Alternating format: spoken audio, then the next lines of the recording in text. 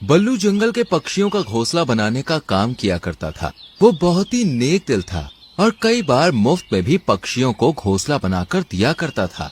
बल्लू जी, मेरी कल ही मीनू मौसी से बात हुई है। मौसम के जानकर पक्षियों ने कहा है कि इस बार बहुत ही तेज बारिश होने वाली है, इसलिए दूसरों का घोंसला बनाते बनाते कहीं अपने घोंसले की मरम्मत करना ना भूल जाइएगा। तुम भी न रानू, खामखा चिंता करती हो। अरे मैं कल पक्का अपने घोंसले की मरम्मत कर लूंगा, लेकिन आज शाम को मुझे पहाड़ी वाले जंगल में जाना है। हो सकता है कि मैं आज ना आ पाऊँ, इसलिए चुन्नू मुन्नू का ध्यान रखना। बल्लू काम से पहाड़ी वाले जंगल की तरफ निकल जाता है। शाम होते ही तेज हवाएं चलनी शुरू हो जाती हैं और जोरदार बिजली की गड़गड़ाहट के साथ बारिश होना शुरू हो जाती है। माँ, माँ, ये कैसी आवाज थी और आसमान में वो झालर जैसी क्या चमकी? अरे मेरे बच्चे, वो झालर नहीं थी, वो बिजली थी। माँ, मुझे इस आवाज से बहुत डर लगता है। मैं आज रात तुम्हारे साथ ही सोऊंगा।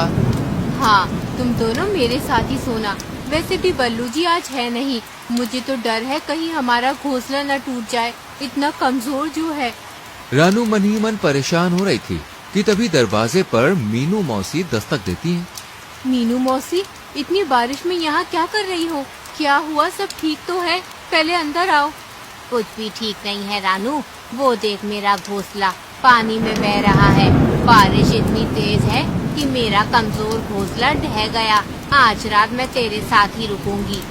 क्यों नहीं मीनू मौसी, तुमने तो मेरी कितनी बार मदद की है, तुम निश्चिंत होकर यहीं रुको। रानू, बल्लू कहाँ है? कहीं दिख नहीं रहा। यही तो चिंता है मीनू मौसी, बल्लू जी पहाड़ी वाले जंगल में काम से गए हैं, पर मुझे डर है इस बारिश में वो कैसे होंगे। ऊपर से हमारा घोंसला भी बहुत कच्चा है, तुम्हारा घोंसला तो फिर भी मजबूत था, जब वो ढह गया तो हमारे इस घोंसले का क्या ही होगा। रानू और मीनू दोनों बातें कर ही रही थीं कि तभी रानू के घोंसले की आधी छत गिर जाती है और बारिश का पानी घोंसले में आने लगता है। जिसका डर था वही हुआ। मीनू मौसी, चुन्नू को लेकर बाहर निकलो, मैं मुन्नू को लेकर आती हूँ।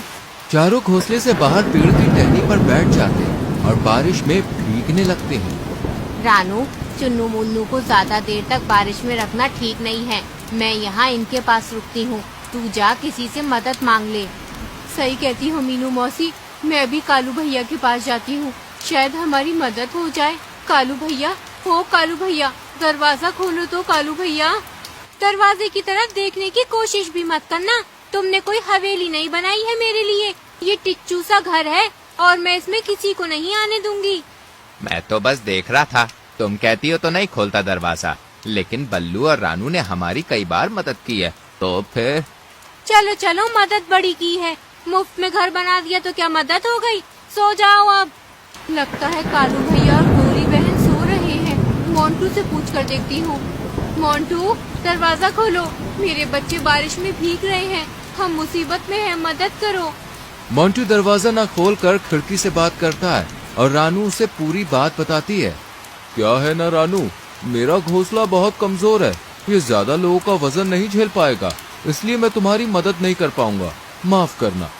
इससे पहले कि रानू कुछ बोल पाती, मोंटू खिड़की बंद कर लेता है और रानू मीनू मौसी के पास जाती है। सब मतलबी हैं, तूने और बल्लू ने कितनी बार इनकी मदद की, किसी को राशन दिया तो किसी का मुफ्त में घर बनाया, पर आज जब तेरा घर टूटा है तो सब पीठ दिखा रहे हैं। अगर मैं अकेली होती तो कोई चिंता नहीं थी, पर चुन्नू मुन्नू के लिए मन घबरा रहा है मौसी। ऊपर से बल्लू जी भी तो नहीं आए हैं, क्या करूं, कुछ समझ नहीं आ रहा। चिंता मत कर रानू, हमने कभी किसी का बुरा नहीं किया, भगवान भी हमारे साथ बुरा नहीं करेगा। आ, हम दोनों अपने पंखों में चुन्नू मुन्नू को छुपा लेते हैं। आधी रात हो जाती है लेकिन बारिश थमने का नाम ही नहीं लेती। माँ, बहुत ठंड लग रही है। मुझे भी बहुत भूख भी लगी है। रानू, क्या तूने इन्हें कुछ खाने को नहीं दिया था?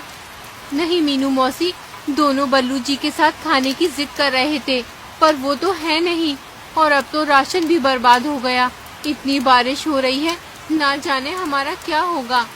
तू घबरा मत, चलो मेरे साथ चलो सब लोग। मीनू मौसी रानू और चुन्नू मुन्नू को लेकर एक बड़े से पेड़ के पास जाती है